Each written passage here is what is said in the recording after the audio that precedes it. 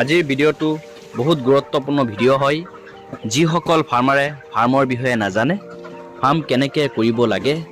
মুৰ্গী পোৱালি প্ৰথম অৱস্থাত গাড়ীৰ পৰা নমোৱাৰ লগে লগে কি কৰিব লাগে অৰ্থাৎ মুৰ্গী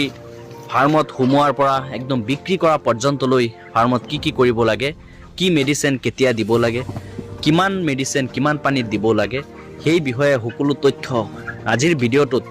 আপোনালোকৰ আগত মই দাঙি ধৰিবলৈ চেষ্টা কৰিম বন্ধুসকল এই আপোনালোকে মোৰ হাতত দেখা পাই আছে এটো আপোনাৰ জেৰক্স কৰি আনিছো মই হাতে লিখি ভালকে জেৰক্স কৰি আনিছো যাতে আপোনালোকৰ সুবিধা হয় হাতে লিখা বস্তুটো মই দেখুৱা নাই কাৰণ হেতুত আপোনালোকে বুজিও নাপাব পাৰে বা লেতেৰা দেখা যাব সেই কাৰণে মই এটো জেৰক্স কৰি টাইপিং কৰি আপোনালোকৰ সুবিধাৰ্থে মই লৈ আনিছো যদি আপোনালোকে এই বিষয়ে জানিব খোজে বন্ধুসকল বহুত গুৰুত্বপূৰ্ণ ভিডিঅ' হয় এটো যদি